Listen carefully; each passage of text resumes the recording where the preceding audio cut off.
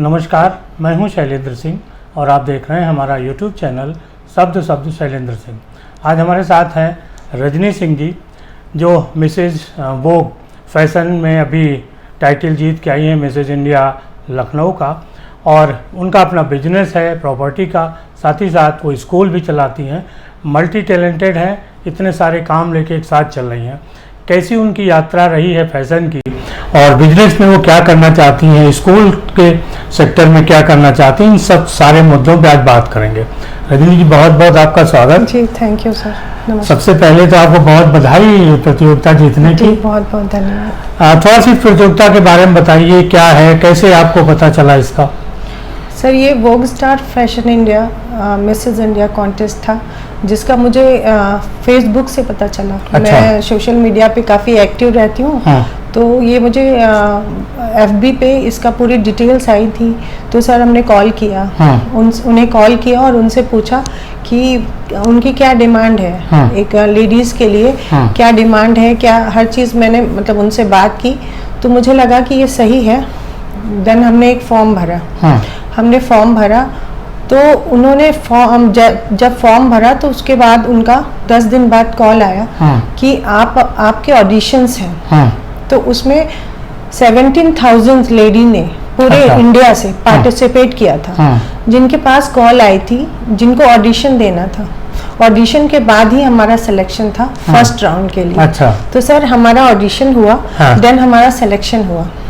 Audition के बाद फिर 3-4 दिन बाद हमारा रिजल्ट आया। हाँ। कि हमें सेलेक्ट कर लिया गया है पहले राउंड के लिए। हाँ। सर इसके बाद हमने धीमे धीमे करके 2 महीने में, 3 महीने में हाँ। 5 राउंड निकाल लिए। उसके अच्छा। बाद हमारी ऑनलाइन ट्रेनिंग स्टार्ट हुई। हाँ। ट्रेनिंग के बीच में हमारे राउंड्स होते गए कि हाँ। आगे क्या करना है, कैसे राउंड में कैसे मतलब हमें क्या करना है वहाँ पे। तो वो लोग बताते गए, ट्रेनिंग देते गए और हमने ऑनलाइन ट्रेनिंग ली। तो सर 5 राउंड हमने निकाले। 1 साल के अंदर में ये सारी अच्छा। चीज़ें होती रहीं। हाँ। और फिर सर हमारे पास सर्टिफिकेट आया। हाँ। जो कि मिसेज इंडिया के लिए हमारा सिलेक्शन हो चुका था। हाँ। जहाँ पे हमें ग्रैंड फिनाले के लिए बुलाया गया, जयपुर। हाँ। जी सर, जयपुर में ऑर्गेनाइज हुआ था ये, होटल ली मेरिडियन जयपुर। तो सर उसके लिए आया तो बहुत खुशी हुई सर, बहुत ज़्यादा, कि हमें ग्रैंड फिनाले के लिए सेलेक्ट कर लिया गया है। हाँ। हमें सर्टिफिकेट मिला है ऑनलाइन। मेरा पोस्ट से मेरा सर्टिफिकेट आया सर, कुरियर से। तो सर कम बिलीव नहीं हुआ। अच्छा। और क्योंकि ये मेरा बचपन का सपना था। हाँ। जो फाइनल कब था? सर 14 अप्रैल को हमारा हाँ। फाइनल ग्रैंड फिनाले था। हाँ। जिसमें कि हम जयपुर गए, हम मतलब उन्हीं का ऑर्गेनाइजेशन था, उन्हीं के होटल में रुके। हाँ। और यहाँ से 17,000 से जो सेलेक्ट होते होते 63 वुमेन्स बची हुई। अच्छा। जो कि हर राज्य से आई थी। हाँ। बहुत दूर दूर से। हाँ। जहाँ की साउथ से, उत्तराखंड से, हर जगह से, और लखनऊ से सिर्फ 2 लोग बचे थे। अच्छा। सिर्फ 2 लोग लास्ट राउंड तक बचे थे सर। तो बहुत नर्वस हो रही थी मैं। हाँ। और जो दूसरी थी वो रायबरेली की थी। अच्छा। यहाँ की नहीं थी। हाँ। लेकिन लखनऊ में ही उसको काउंट किया गया। हाँ। तो सर फिर लास्ट में मैं विनर हुई। अच्छा। मुझे एक राउंड मिला। क्या टाइटल का नाम है आपके? सर मिसेज इंडिया कॉन्टेस्ट में मुझे मिसेज लखनऊ के लिए चुना गया है। अच्छा, तो आपकी पहली बार ऐसी प्रतियोगिता में हिस्सा हाँ जी लिया सर, था? पहली बार। क्या इसकी तैयारियां की, कैसे अपना माइंड मेकअप किया? सर इसकी तैयारियां तो बहुत मैं नहीं कह सकती कि मैंने मतलब बहुत मुश्किल में की है, क्योंकि मेरी खुद की एक अपनी कंपनी है। हाँ। मेरे ऊपर बहुत सारी रिस्पॉन्सिबिलिटीज़ हैं। और इसी कंपनी के साथ साथ अचानक मैंने फॉर्म उसके लिए भी भरा कि मुझे एक स्कूल खोलना है। हाँ। मेरा मन था, ये भी मेरा मतलब ये भी मेरा ड्रीम था। हाँ। क्योंकि मैं टीचर रह चुकी हूँ। हाँ। मैंने 5 ईयर टीचिंग की जॉब की है।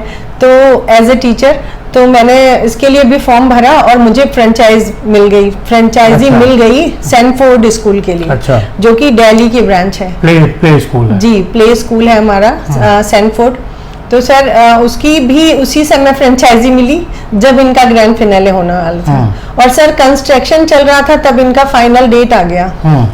कि 14 अप्रैल को आपको जयपुर में बुलाया गया है, आपका ग्रैंड फिनाले है। तो सर बहुत दोनों सारा एक साथ सब सारी चीजें एक साथ मैनेज करना था सर, कुछ समझ में नहीं आ रहा था, बहुत नर्वस फील कर रही थी। लेकिन अंदर से ये था कि मेरा बचपन का सपना है, इसको मैं ऐसे कैसे जाने दूं। और सर मैंने कहा कि मैं सभी कुछ मैनेज करूंगी, पर मैं जाऊंगी जरूर, कुछ भी हो मुझे जाना है और तैयारी करना है। तो सर मैं यहाँ से मुझे यहाँ से पहुँचते पहुँचते, मेरा घर अलीगंज में है, मुझे पहुँचते पहुँचते 1 घंटा लगता था, लेकिन फिर भी मैं रात में जाके तैयारी करती थी और मैं म्यूजिक लगा के रैंप वॉक करती थी सर। मैं मिरर के आगे अपने लखनऊ को रिप्रेजेंट करने की कोशिश करती थी, रिप्रेजेंट करती थी कि मैं स्टेज पे क्या क्या बोलूंगी, जब से मुझे ग्रैंड फिनाले के लिए बुलाया गया था। तो सर मैं पूरी तैयारी कर रही थी, फिर भी मैं नर्वस थी कि जितनी बाकी लेडीज कर रही हैं मैं नहीं कर पा रही हूँ, क्योंकि मेरा स्कूल भी है, मुझे वो भी देखना पड़ता था, मुझे ये भी देखना पड़ता था, और मुझे मिसेस इंडिया के लिए भी। लेकिन सर हो गया। अच्छा, शादी के कितने दिनों बाद ये टाइटल आपने जीता? सर शादी का तो बहुत टाइम हो गया है, मुझे 20 इयर्स हो गया। उसके बाद में, क्योंकि मेरी शादी बहुत बहुत मतलब अर्ली मैरिज हो गई है, तो मतलब मोस्टली अब लड़कियां पढ़ रही हैं जब मैंने शादी की। अच्छा, आमतौर पे लोग ऐसी फील्ड को बहुत अच्छा नहीं मानते, खासतौर से फैमिली में जो शादीशुदा महिलाएं, उनको लगता है कि कैरियर तो इससे क्या बनेगा। आपके सामने क्या दिक्कतें आई कुछ ऐसी? सर मेरे सामने भी बहुत सारी दिक्कतें आई थी। वो सबसे बड़ी दिक्कत तो ये थी कि सब कुछ एक साथ कैसे मैनेज होगा। दूसरी सब बड़ी दिक्कत ये थी कि मैं एक राजपूत फैमिली से बिलोंग करती हूँ, और राजपूत फैमिली में जहाँ तक मोस्टली हमारे घर की ही लेडीज नहीं, सारी अक्सर ज्यादातर मोस्टली अंदर रहना, बाहर वर्क नहीं करना।